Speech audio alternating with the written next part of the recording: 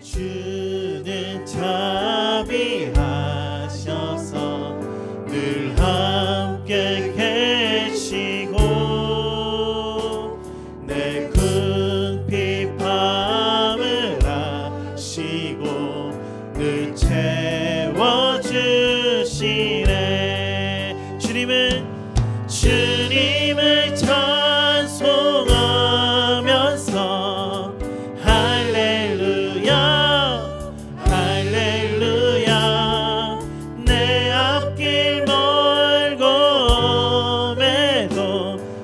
주님만 따라가리.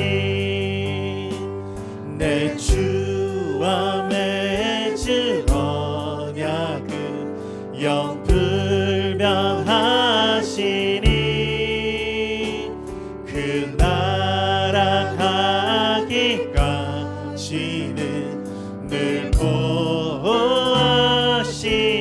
내 주와 맺은 언약은 내 주와 맺은 언약은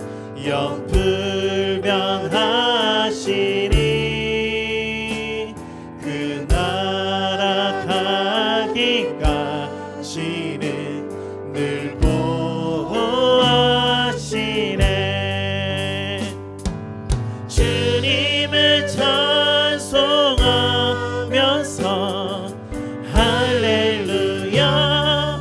할렐루야 내 앞길 멀고 매도 나 주님만 따라가리.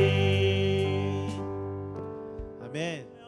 6월절 어린 양의 피로 나의 삶의 문이 열렸네. 나의 삶의 문이 열렸네. 저 어둠의 권세는 힘이 없네. 주 보혈의 능력으로 원수가 날 정죄할 때에도 난 이렇게 설 수 있네. 난 더 이상 정죄함 없네. 난 주 보혈 아래 있네. 난 주 보혈 아래 있네. 그 피로 내 죄 사했네. 하나님의 긍휼 날 거룩해 하시었네. 난 주 보혈 아래 있네. 난 원수의 어떠한 공격에도 더 이상 넘어지지 않네. 난 주 보혈 아래 있네. 난 주 보혈 아래 있네. 주 보혈 아래 그 피로 내 죄 사했네. 그 피로 내 죄 사했네. 하나님의 긍휼 날 거룩해 하시었네. 난 주 보혈 아래 있네. 난 원수의 어떠한 공격에도 더 이상 넘어지지 않네. 난 주 보혈 아래 있네. 난 주 보혈 아래 있네. 난 주 보혈 아래 있네. 그 피로 내 죄 사했네. 그 피로 내 죄 사했네. 하나님의 긍휼 날 거룩해 하시었네. 난 주 보혈 아래 있네. 난 원수의 어떠한 공격에도 더 이상 넘어지지 않네. 난 주 보혈 아래. 다시 한번 고백합시다. 난 주 보혈 아래 있네. 주 보혈 아래 있네. 그 피로 내 죄 사했네. 하나님의 긍휼 날 거룩해 하시었네. 난 주 보혈 아래 있네. 난 원수의 어떠한 공격에도 더 이상 넘어지지 않네. 난 주 보혈 아래 있네. 아멘. 우리 주님의 보혈 아래 있습니다. 주님의 은혜가 강같이 넘쳐날 것입니다. 우리 박수며 찬양하겠습니다.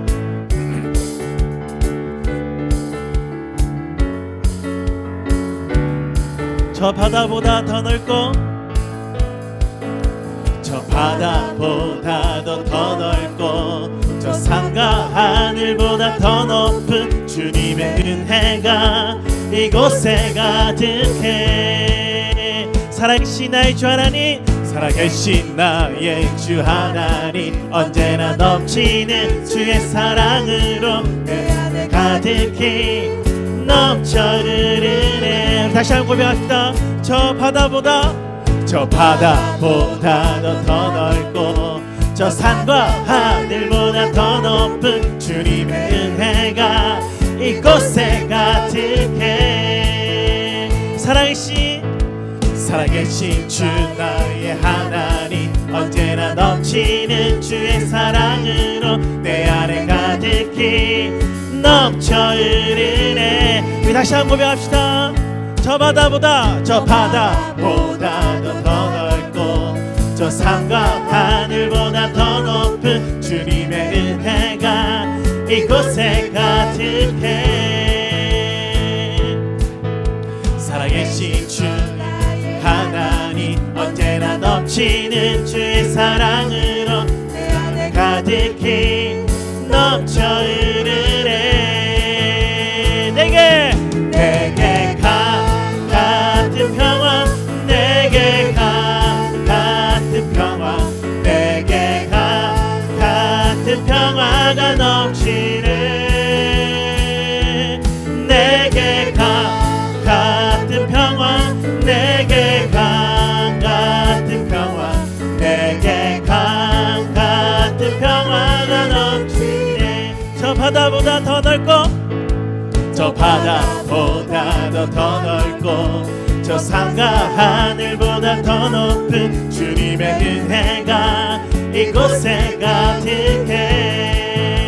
살아계신 나의 하나님, 언제나 넘치는 주의 사랑으로 내 안에 가득히 넘쳐 흐르네. 저 바다보다 더 넓고 저 바다보다도 더 넓고 저 산과 하늘보다 더 높은 주님의 은혜가 이곳에 가득해. 살아계신 주 나의 하나님, 언제나 넘치는 주의 사랑으로 내 안에 가득히 넘쳐 흐르네. 우리 고백합시다. 내게 같은 평화, 내게 같은 평화, 내게 같은 평화가 넘치네.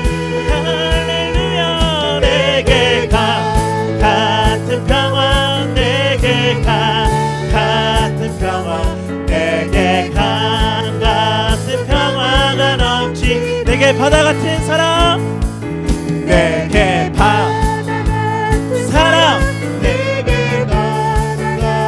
사랑, 내게 바다 같은 사랑이 넘치네. 아멘. 내게 바다 같은 사랑, 내게 바다 같은 사랑, 내게 바다 같은 사랑이 넘치네. 내게 바다 같은 사랑, 내게 바다 같은 사랑, 내게 바다 같은 사랑, 내게 바다 같은 사랑이 넘치네. 아멘.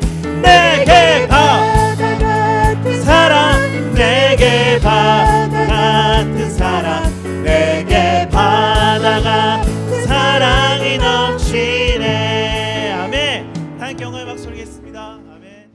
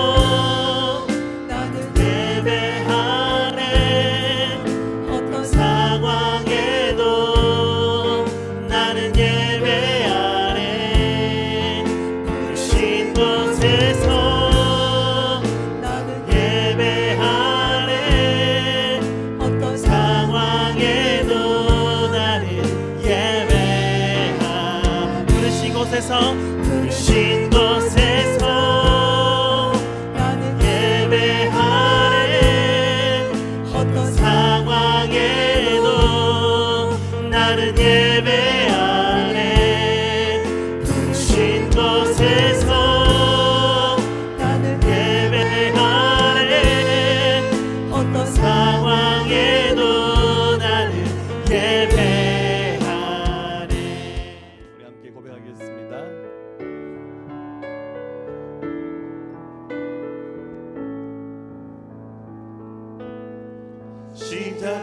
시작됐네 우리 주님의 능력이 나의 삶을 다스리고 새롭게 하네 자유하네 죄와 사망으로부터 나의 삶은 변하구나 충만하네 은혜로다 은혜로다 주의 은혜 한량없는 주의 은혜 은혜로다 주의 은혜 변함없는 신실하신 주의 은혜 자 우리 두 손 앞으로 내미시고 시작됐네 우리 주님의 능력이 나의 삶을 다스리고 새롭게 하네 자유하네 죄와 사망으로부터 나의 삶은 변하구나 충만하네 은혜로다 은혜로다 주의 은혜 한량없는 주의 은혜 은혜로다 주의 은혜 변함없는 신실하신 주의 은혜 은혜로다 은혜로다 주의 은혜 한량없는 주의 은혜 은혜로다 주의 은혜 변함없는 신실하신 주의 은혜 은혜로다 은혜로다 주의 은혜 한량없는 주의 은혜 은혜로다 주의 은혜 변함없는 신실하신 주의 은혜 아멘 함께 고백합시다 우리 허물들이 있다면 예수님의 십자가 앞에 고백합시다 하나님 우리 허물들을 용서하시고 예수님의 피로 다시 한번 우리 씻어주시고 새롭게 하셔서 회복되는 시간 다시 한번 우리 주님을 만날 수 있는 이 예배가 되기 원합니다. 하나님께서 역사하는 이 주일 예배가 되기 원합니다. 우리 함께 사모하며 고백하며 나가시겠습니다.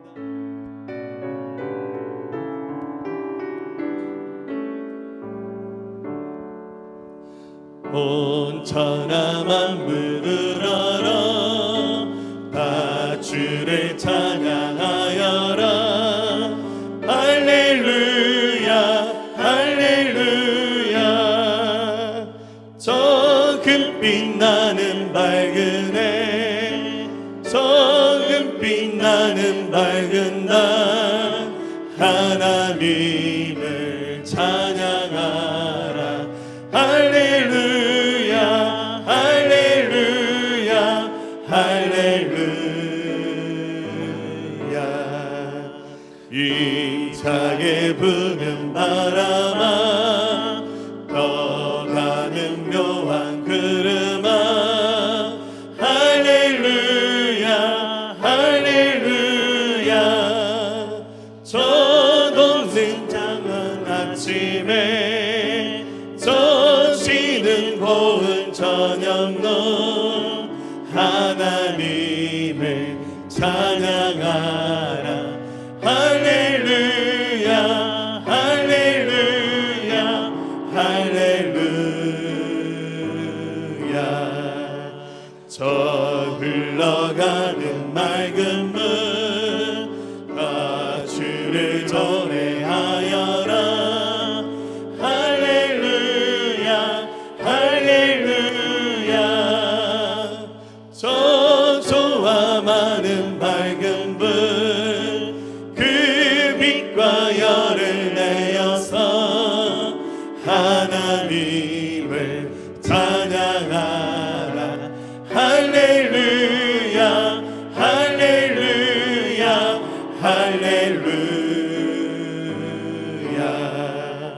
저 귀한 땅은 날마다 한없는 복을 펼치어 할렐루야 할렐루야. 땅 위에 꽃과 열매들 주 영광 나타내어서 하나님을 찬양하라. 할렐루야 할렐루야 할렐루야. 너 선한 마음 가진 자, 늘 용서하며 살아라. 할렐루야 할렐루야. 그 고통 슬픔 가진 자, 내 귀신 주께 맡겨라. 하나님을 찬양하라. 할렐루야 할렐루야 할렐루야. 주 은혜 받은 만민아, 밖으로 경배하여라.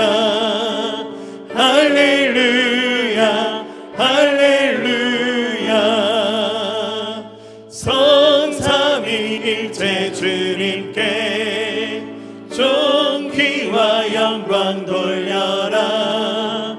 주를 찬양 할렐루야 할렐루야 할렐루야 할렐루야.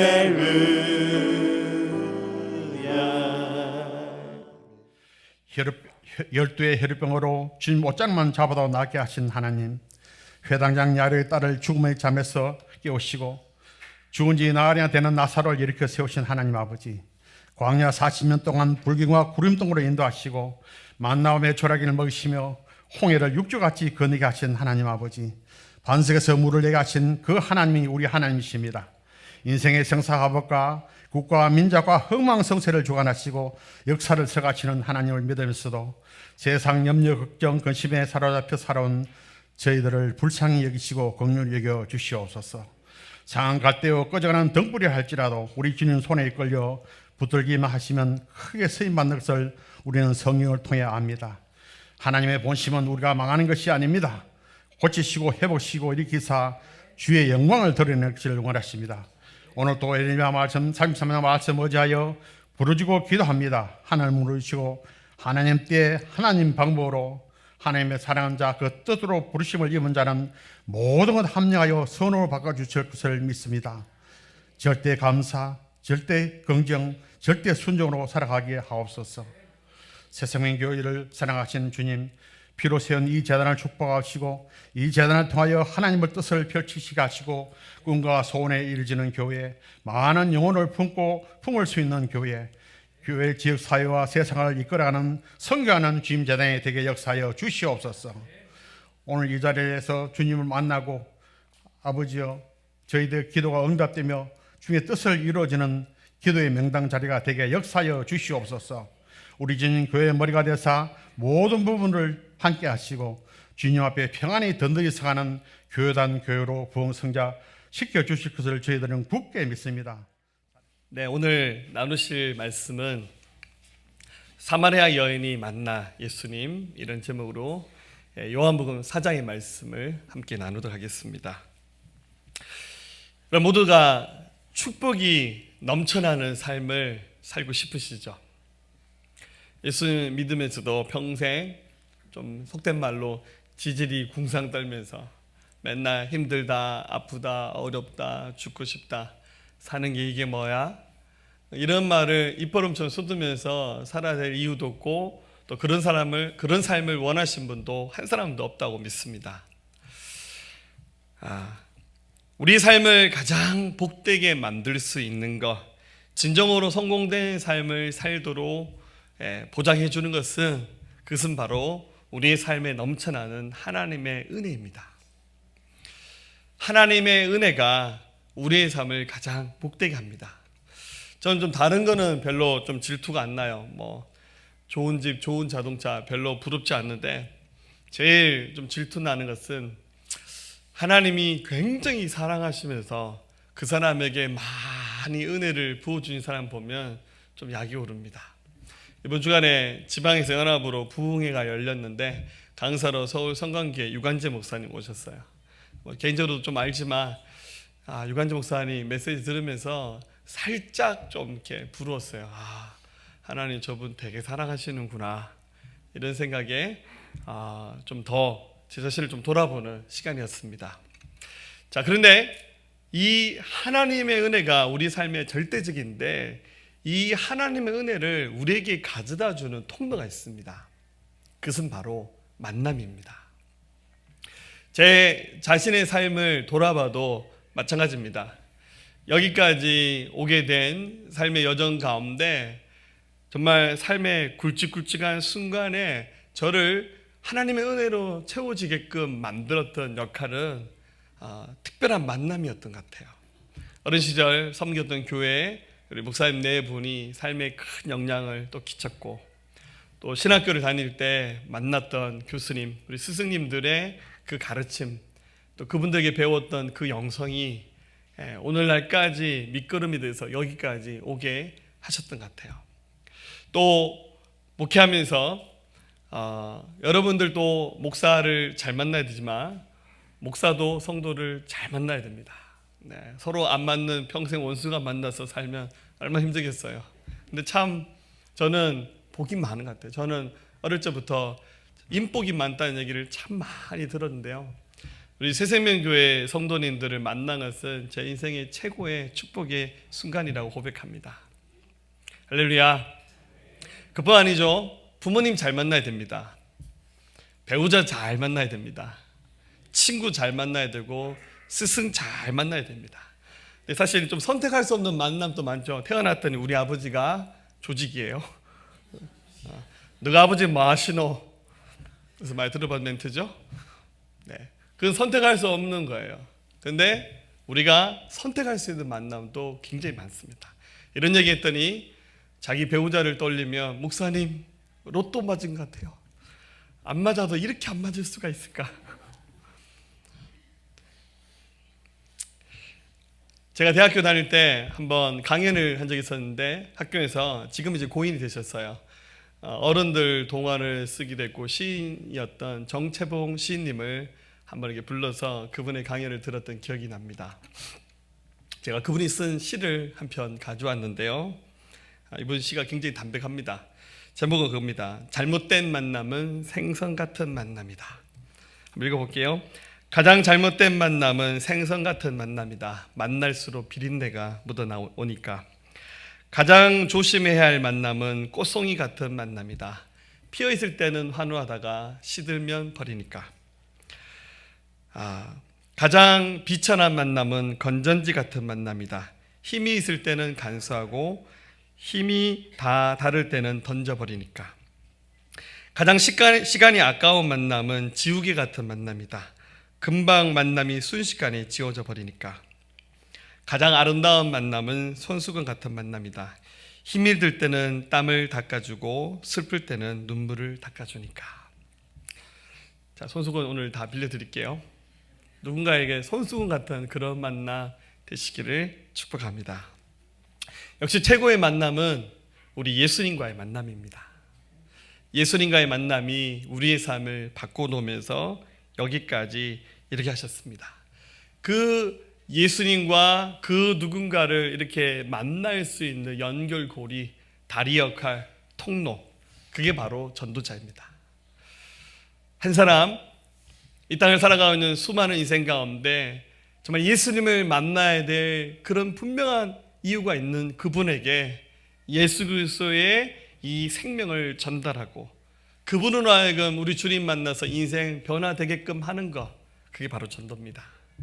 오늘 이 말씀을 함께 들으시면서 모두가 다 그 누군가에게 생명의 통로 역할을 감당하는 전도자로 살기를 고백할 수 있는 저와 여러분들이 되었으면 좋겠습니다. 오늘 특별히 본문을 읽었던 요한복음 4장에 예수님께서 전도하신 한 사람의 이야기가 나옵니다. 예수님께서 이 사람을 어떻게 전도하셨고 그분에게 어떻게 길잡이 역할을 하셨는지를 살피면서 우리도 함께 은혜 받았으면 좋겠습니다. 자, 예수님께서 이제 전도를 하시는데 이 만남은 결코 우연히 된 만남이 아니라 필연의 만남이었습니다. 이스라엘의 그 지도를 이렇게 한번 보시면 여러분들 잘 보이시는지 모르겠는데 한가운데 있는 것이 이제 그 사해 바다고 위쪽에 있는 조그만 것이 이제 갈릴리 호수입니다. 그 옆에 빨간색으로 된 부분이 예루살렘이죠. 그리고 예수님은 주로 이제 예루살렘 아래쪽으로는 거의 내려가지 않으셨어요. 예수님은 예루살렘을 중심으로 해서 그 위쪽 갈릴리 호수까지 이렇게 주로 왔다 갔다 왕복하시면서 예수님 주로 전도 사역을 하셨어요. 예수님 대부분은 갈릴리 호수 주변에서 하셨고 예루살렘은 이제 절기 때 같은데 이제 주로 내려오셔서 전도를 이렇게 많이 하셨죠. 근데 예수님께서 오늘 전도한 사람이 어떤 사람이냐면 한번 3절 4절 말씀을 읽어볼까요? 읽습니다. 유대를 떠나사 다시 갈릴리로 가실새 사마리아를 통과하여야 하겠는지라.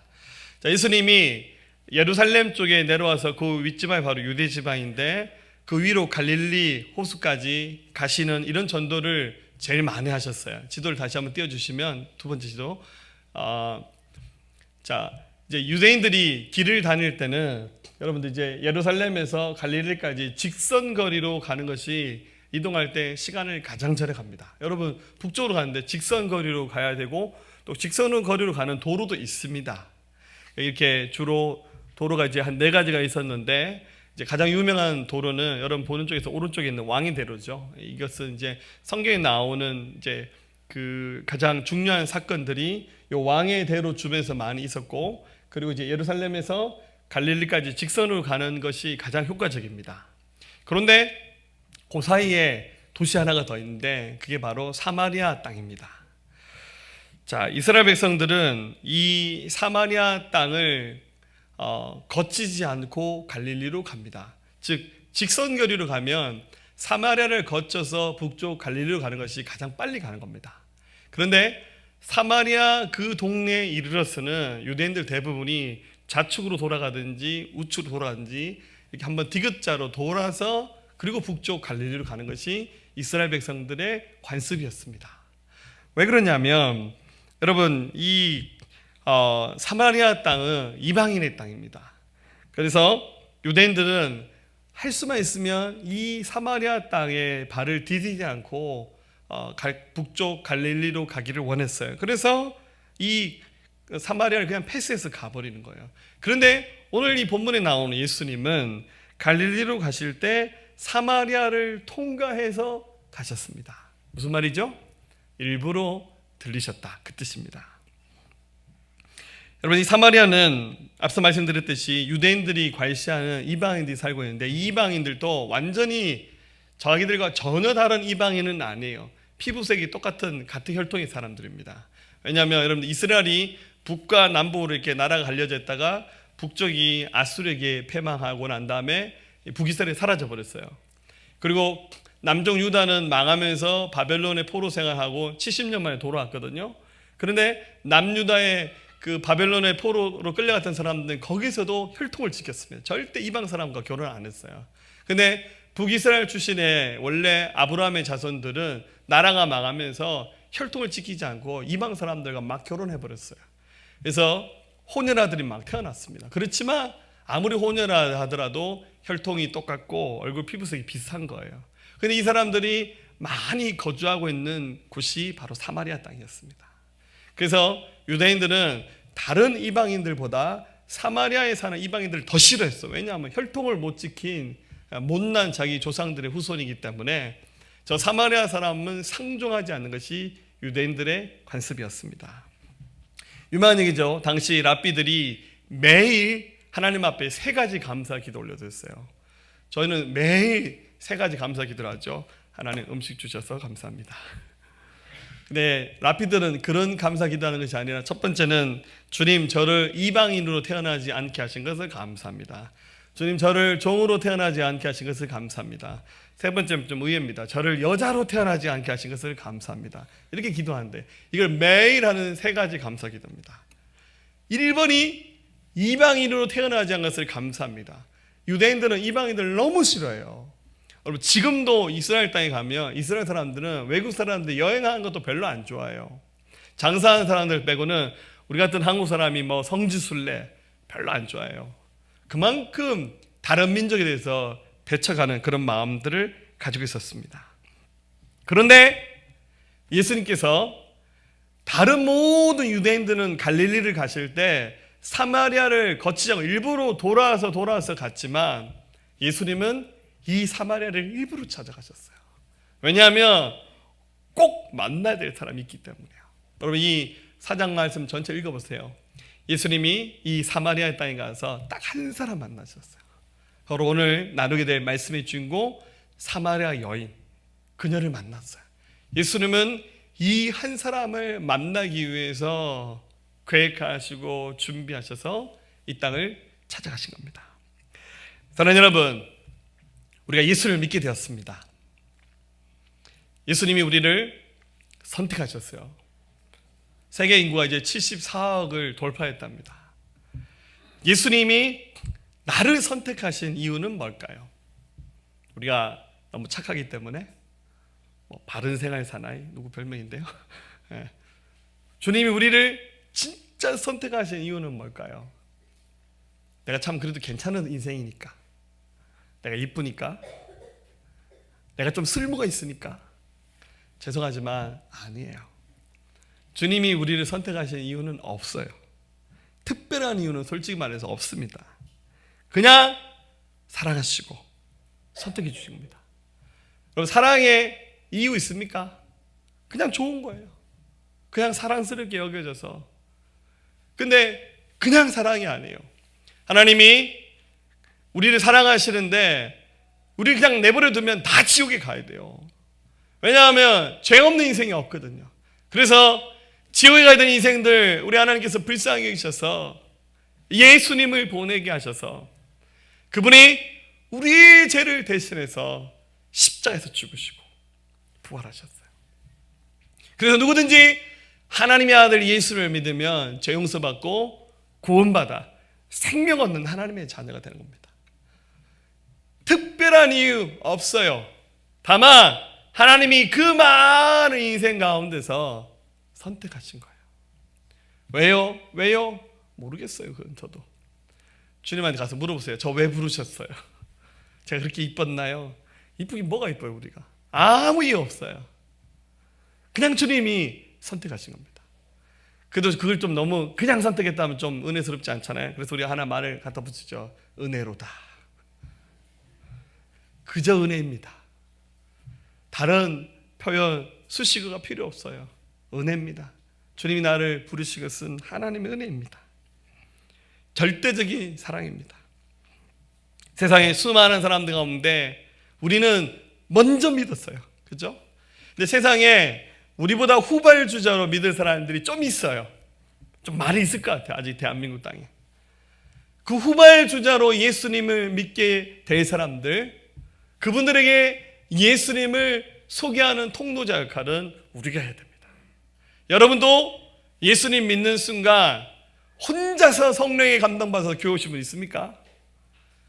나는 아무도 전도 안 하는데 어느 날 갑자기 막 천사가 나타나서 가라 포항에서 제일 좋은 새생명교회 가라 할렐루야. 아무도 아멘 안 하네. 할렐루야. 그러면 좋은데 솔직히 그렇게 감동받지 않았어요. 어느 날 지나가다가 아무개 만났는데 새생명교회 다니네. 그래서 그가 나를 부르든지 내가 마음이 열리든지 간에 교회 한번 가보자. 그래서 왔잖아요.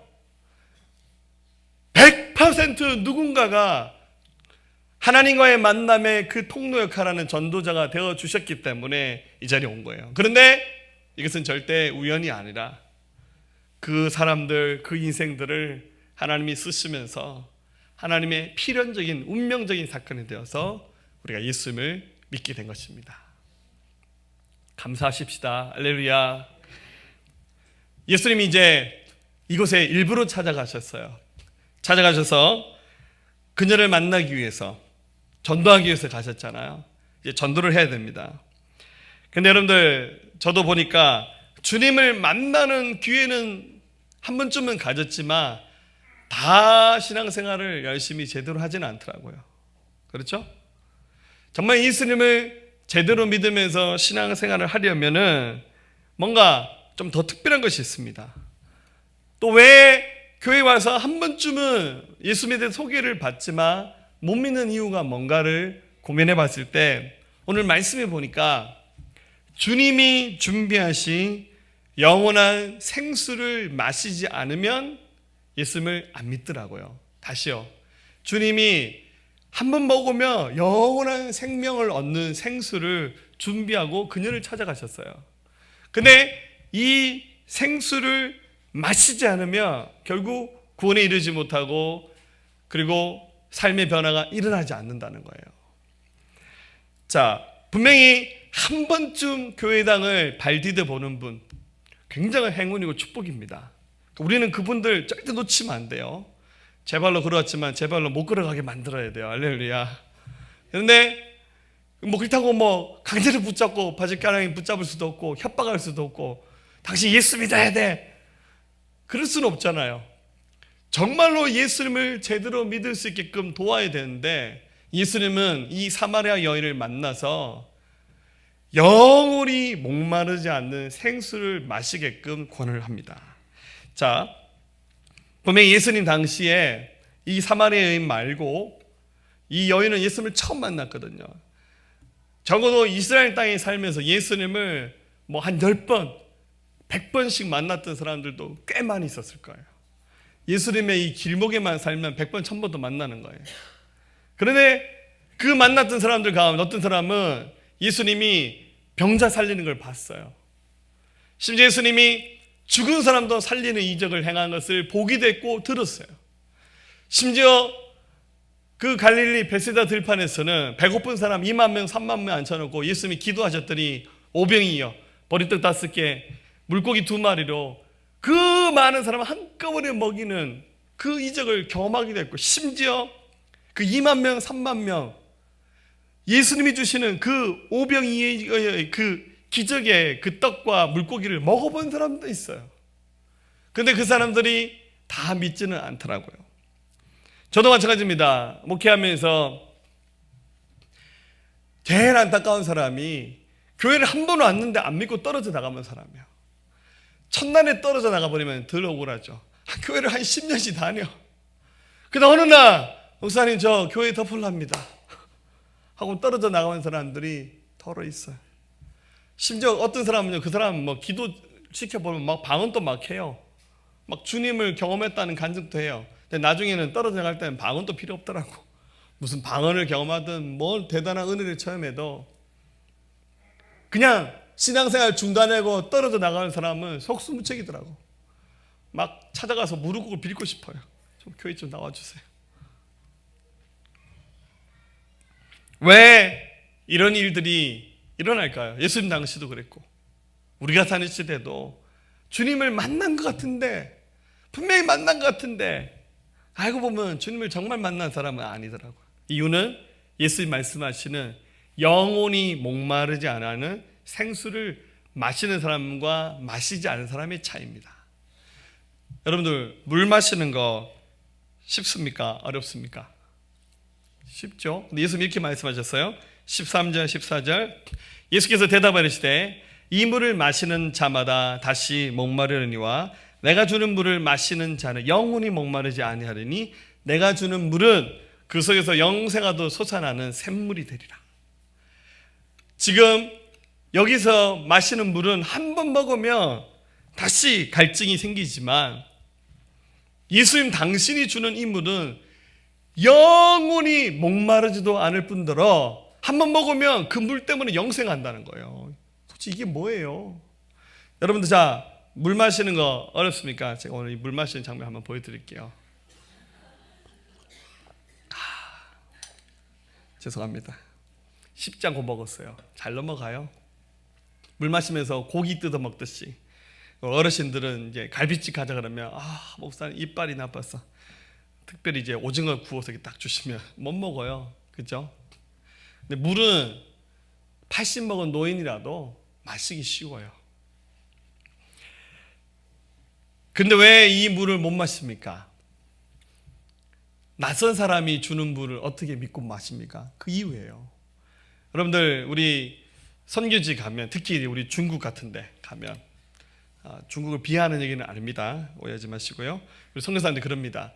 목사님 식당에 가시면 물 드시면 안 돼요. 이전에 이제 제가 너무 훈련을 잘 받아서 이제 선교지 가면 절대 식당 가면 물 안 먹습니다. 근데 처음에는 모르는 때는 물 막 마셨어요. 어떻게 되는 줄 아시죠?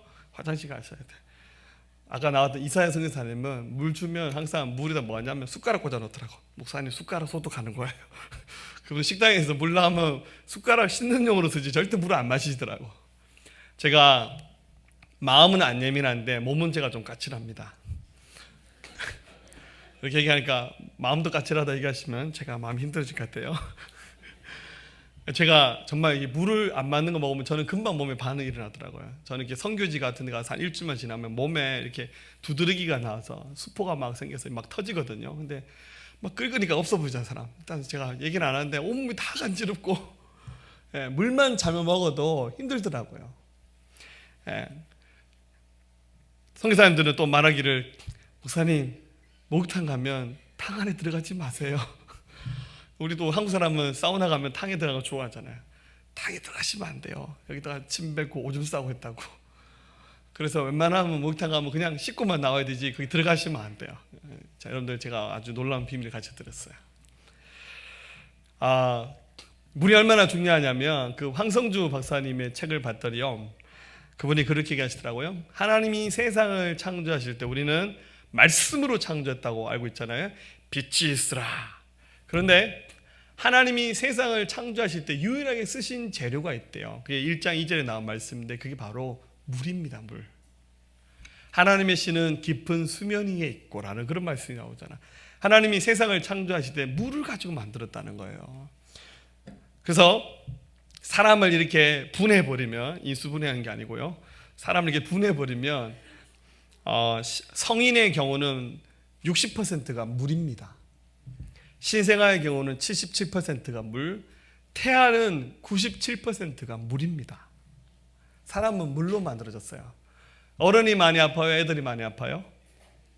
어른이 많이 아파요. 이유는 우리 몸이 좋은 물로 채워져 있는데 워낙 나쁜 거를 많이 드셔가지고, 그죠? 그래서 우리 몸이 병드는 거라고.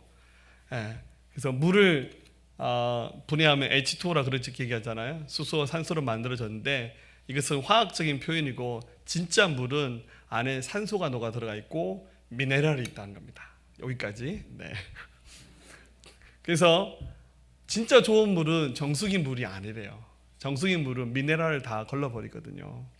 그리고 우리 어른들은 집에서 물 끓여 드시잖아요. 물 끓이면 좋은 거 다 없어져 버려요. 그래서 진짜 좋은 물은 죄송하지만 자연에서 나오는 물을 먹는 거랍니다. 수돗물 드시는 게 더 낫다는 거죠. 근데 안 먹어지죠? 1년에 수돗물 전 한 잔도 안 먹는 것 같아요. 일단은 못 믿겠어요.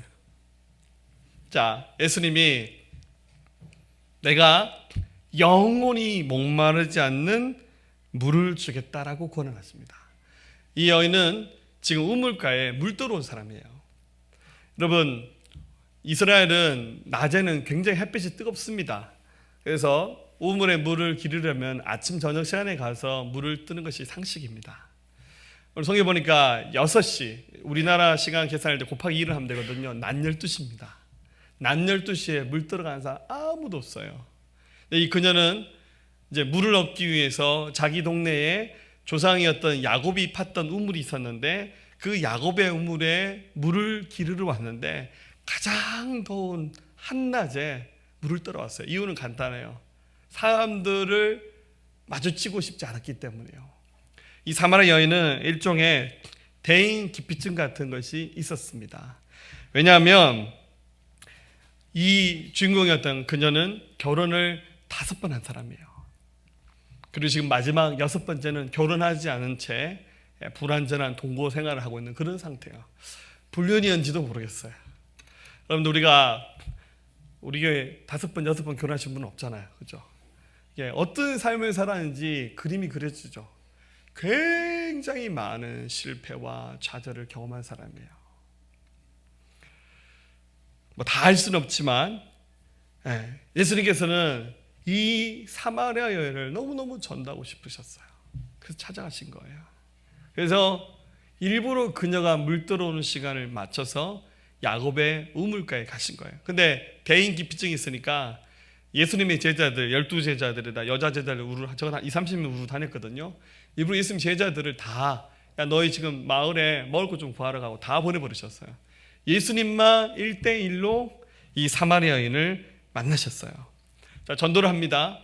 여러분, 전도를 하려면 뭔가 이야기거리가 있어야 되잖아요. 가자마자 생수를 마시오 이렇게 할 수는 없잖아요. 뭔가 접촉점이 되는 대화를 시작하시거나 아니면 그 사람이 가지고 있는 문제의 핵심을 탁 집어서 얘기를 해야 되잖아요.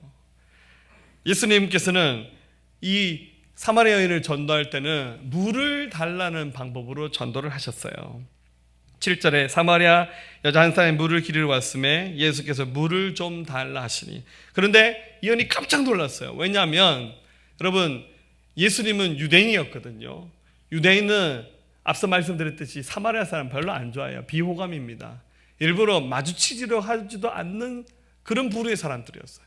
그런데다가 예수님은 남자고 또 그녀는 여성이었는데 예수님이 다가와서 물을 달라고 하니까 이 사마리아 여인 입장에서는 굉장히 낯선 광경이 펼쳐진 거예요. 9절 사마리아 여자가 이르되 당신은 유대인으로서 어찌하여 사마리아 여자인 나에게 물을 달라 하나이까 하니 이는 유대인이 사마리아인과 상종하지 아니함이라. 설명드린 그대로죠. 그자 이 사마리아 여인이 예수님께 얼른 물을 주지 않아요. 고민을 많이 했죠. 그랬더니 물을 달라고 하셨던 예수님이 오히려 더 역제안을 하십니다.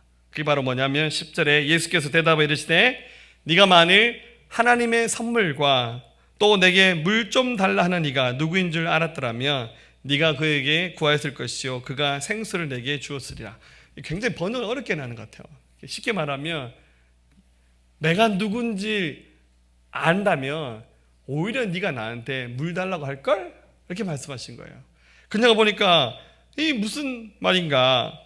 예수님 보시니까 물 뜰 수 있는 그릇도 없고 두리박도 없어요. 여러분들 이 야곱의 물이 굉장히 깊습니다.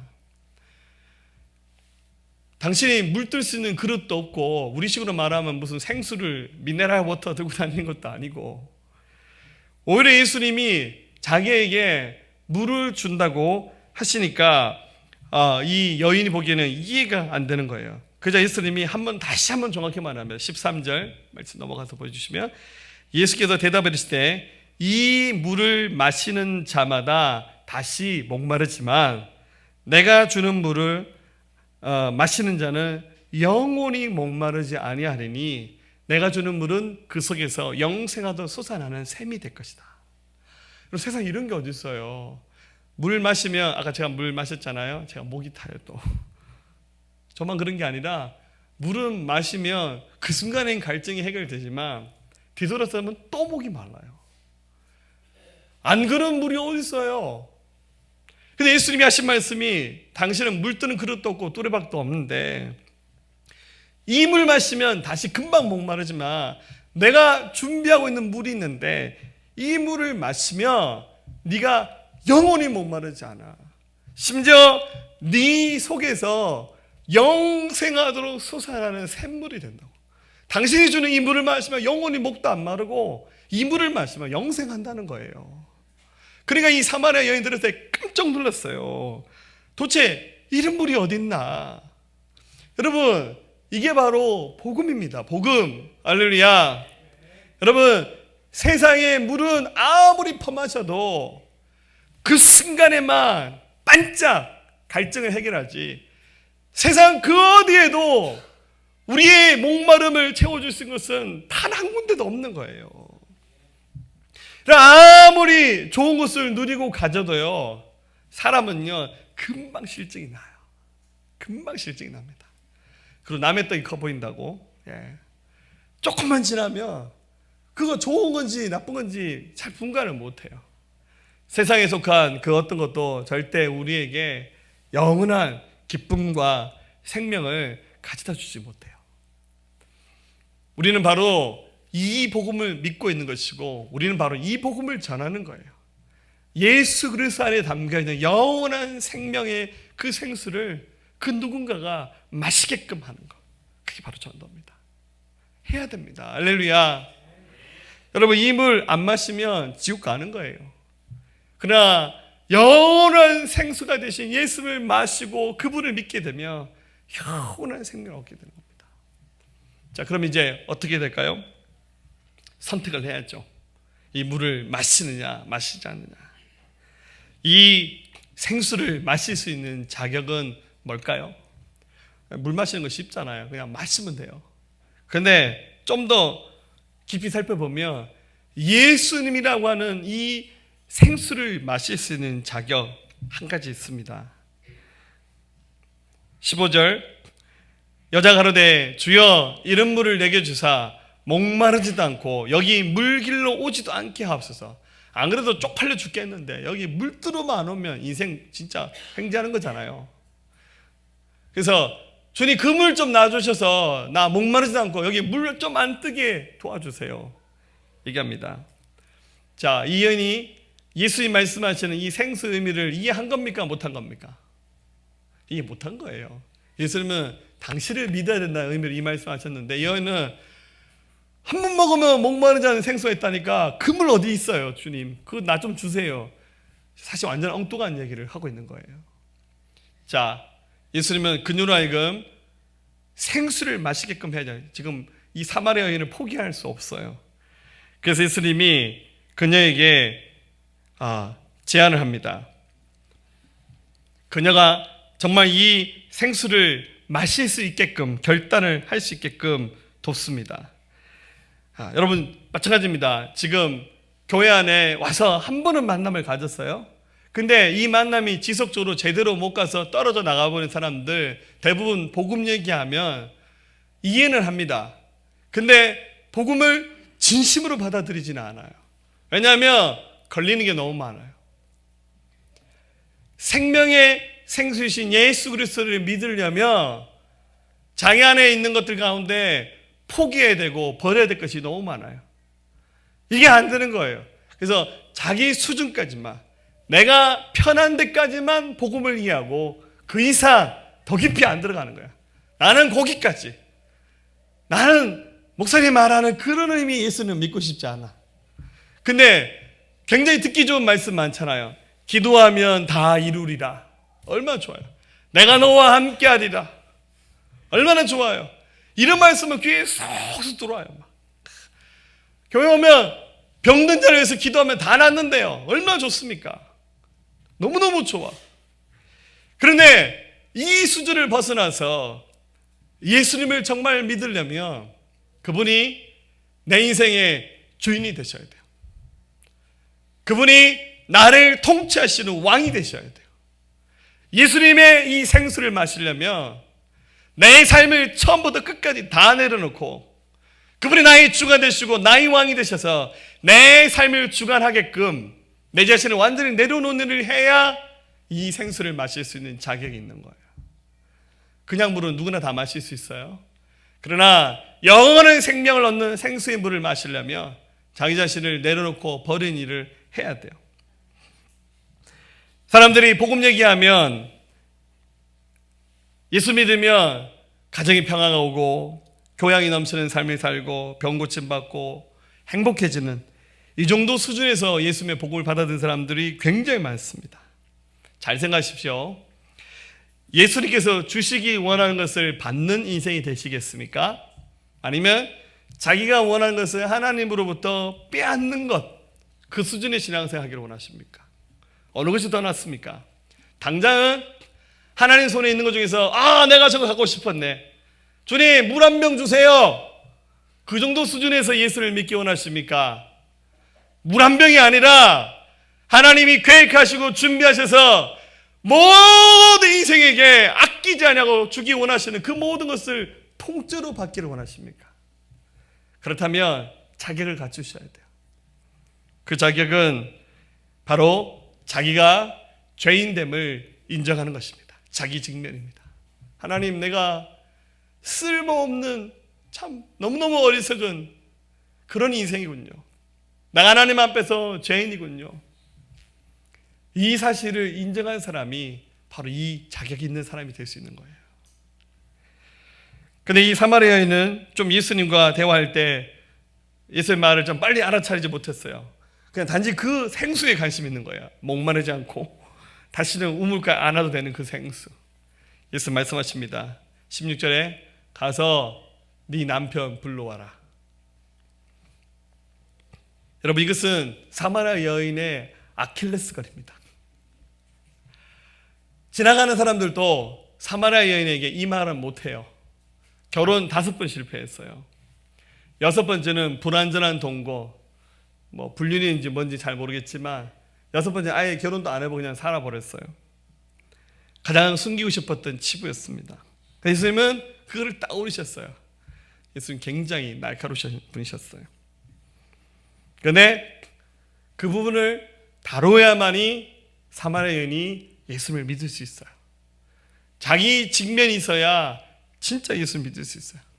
여러분, 자기 직면 안 하고 회개하지 않고 구원받는 거 없어요. 자기를 깨트리지 않고 축복받는 거, 그건 거짓말이에요. 그건 복음 아니에요. 저 남편 없는데요. 예수님께 솔직히 말합니다. 17절 후반부에 예수께서 이르시되 네가 남편이 없다 하는 말이 옳도다. 맞아. 남편 없다는 말이 맞다고. 이 사마리아 여인의 이 대답은 주님, 제가 세상에서 만족 얻기 위해서, 행복 얻기 위해서 이것저것 다 해보고 결혼도 여러 해봤는데 결국 주님, 그것을 통해서는 행복 얻지 못했습니다. 맞아요, 예수님, 저 남편 없어요 라고 이렇게 말합니다.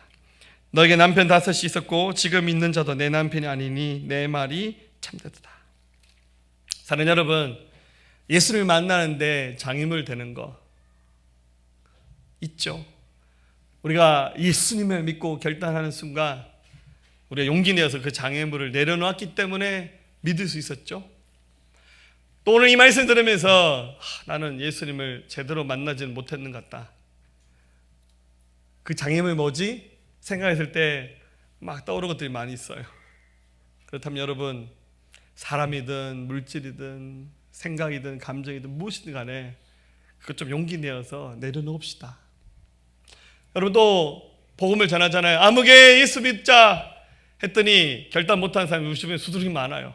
근데 그분들도 알고 보면 뭔가 걸리는 것이 있어요. 그거 못 내려놔요. 정죄하지 마세요. 야, 너는 왜 그딴 거 못 버려? 그러지 마세요. 쉽지는 않아요.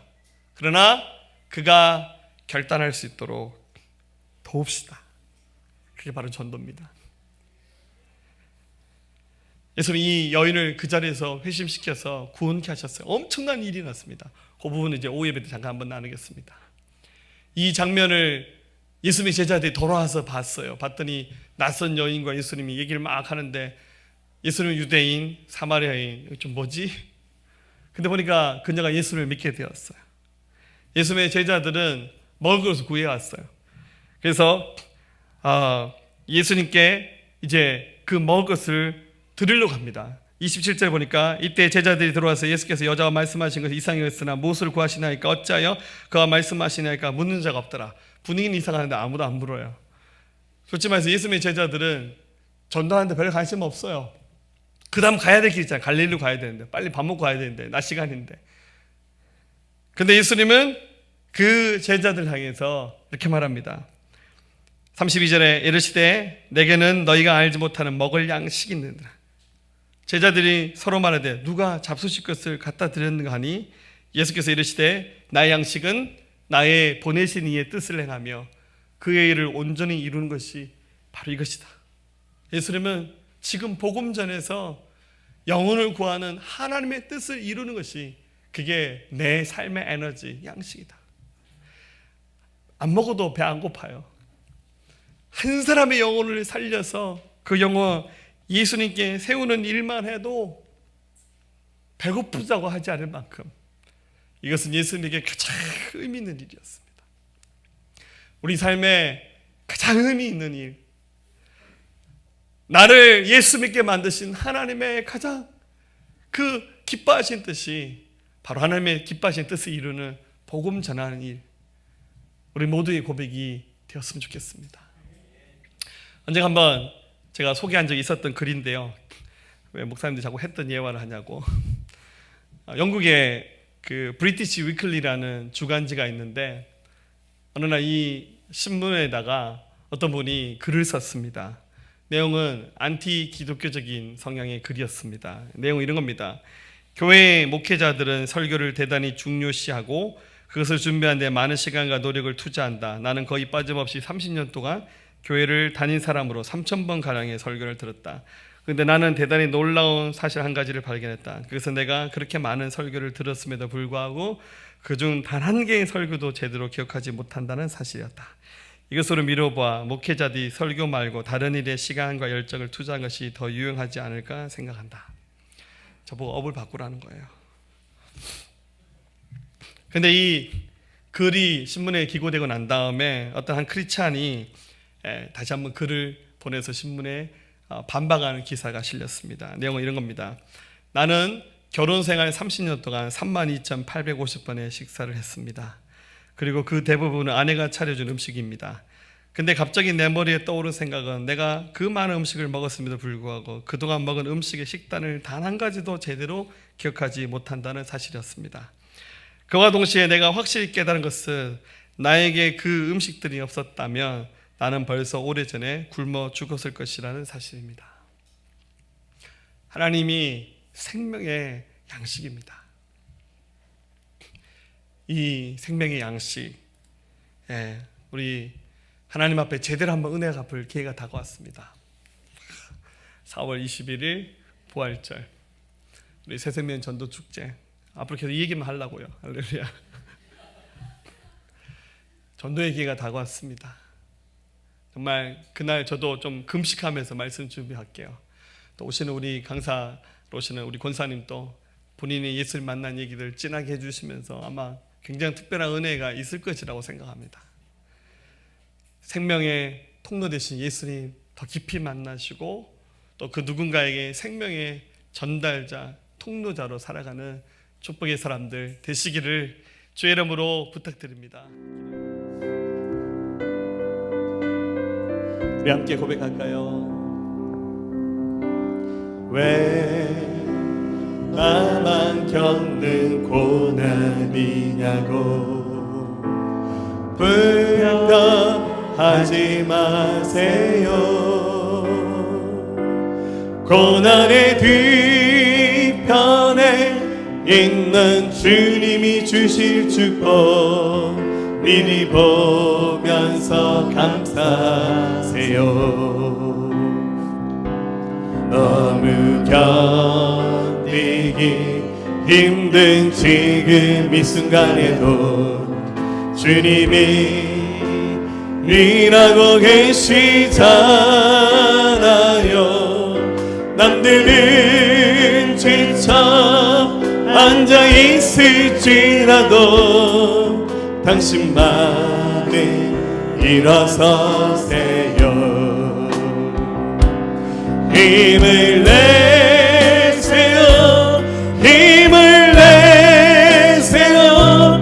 주님이 손잡고 계시잖아요. 주님이 나와 함께함을 믿는다면 어떤 역경도 이길 수 있잖아요. 우리 손을 앞으로 내미시고 왜 이런 슬픔 찾아왔는지 원망하지 마세요. 당신 잃은 것보다 주님께 받은 은혜 더욱 많음에 감사하세요. 아멘. 너무 견디기 힘든 지금 이 순간에도 주님이 일하고 계시잖아요. 남들은 지쳐 앉아 있을지라도 당신만이 일어서 아멘. 자, 손을 높이 들고 힘을 내세요. 힘을 내세요. 힘을 내세요. 주님이 손잡고 계시잖아요. 주님이 나와 함께함을 믿는다면 어떤 고난도 이길 수 있잖아요. 힘을 내세요. 힘을 내세요. 힘을 내세요. 주님이 손잡고 계시잖아요. 주님이 나와 함께함을 믿는다면 어떤 고난도 이길 수 있잖아요. 아멘. 함께 기도합시다. 여러분, 우리는 사마리아 여인과 같은 삶을 살고 있습니다. 그녀만 실패한 것이 아니라 우리 모두 많은 실패를 경험했습니다. 여러분, 우리가 왜 실패했는지 아세요? 하나님을 선택하지 않고 사람 의지 않고 세상 의지하고 물질 의지하고 세상의 기대로 갈 때마다 우리는 깨지고 넘어질 수밖에 없었습니다. 이제는 영원한 생수이신 예수님만 의지하고 예수님만 믿고 그분의 통치 안에 들어가기 원합니다. 할렐루야. 네, 주님 안에 살아갈 때 근심 걱정이 떠나갈 겁니다. 아멘. 함께 믿음을 고백할까요? 주 안에 있는 나에게 난 근심이 있으랴. 십자가 밑에 나아가 내 짐을 풀었네. 주님을 찬송하면서 할렐루야 할렐루야. 내 앞길 멀고 험해도 나 주님만 따라가리. 그 두려움이 변하여 내 기도 되었고 전날의 한숨 변하여 내 노래 되었네. 주님을 찬송하며 주님을 찬송하면서 할렐루야 할렐루야. 내 앞길 멀고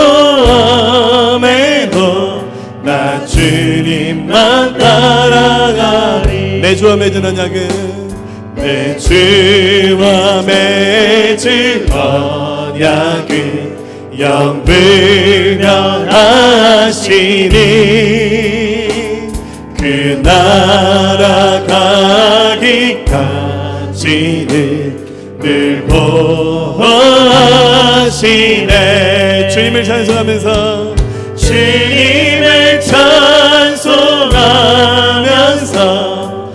할렐루야 할렐루야 내 앞길 멀고 험해도 나 주님만 따라